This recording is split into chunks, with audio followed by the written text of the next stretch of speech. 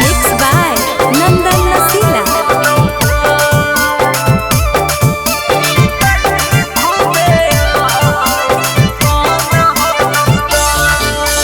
काहेले मुँह फुलैले ही धनी रूप के जानी बय।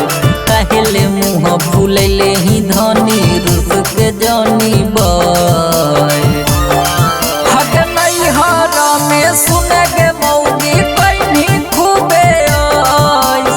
बैठे से अब खाना बनाबे बंद हो गइस। नहीं हरा में सुने के मौगी कैनी खूबे आइस। बैठे से अब खाना बनाबे बंद हो गइस। नहीं हरा में सुने के मौगी कैनी खूबे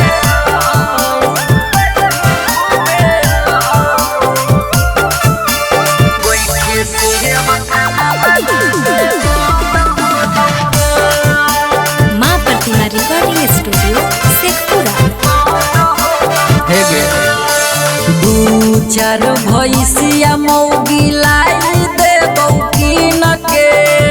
दूध के खइहे दूधा राती औरी दिन के।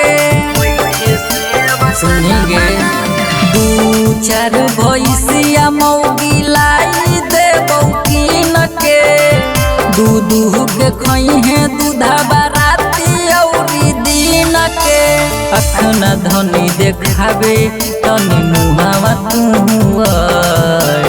अखना धनी देखाबे तनी मुहावा तू आय। हक नहीं हरा में सुने के मौगी कैनी खूबे आइस। बैठे से अब खाना बनाबे बंद हो गइस। नहीं हरा में सुने के मौगी कैनी खूबे आइस। बैठे से अब खाना बनाबे बंद हो गइस। नहीं हरा में सुने के मौगी कैनी खूबे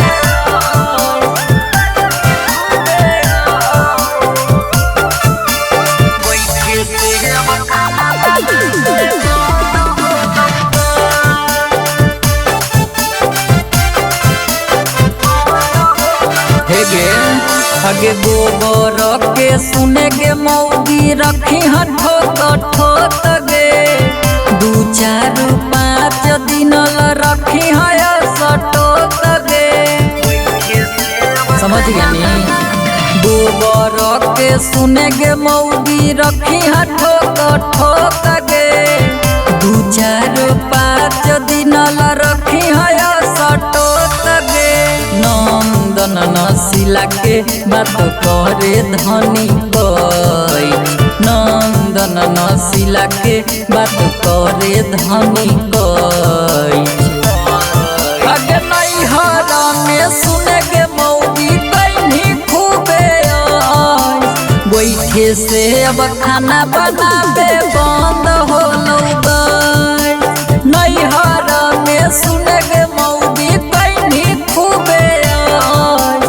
बैठे से अब खाना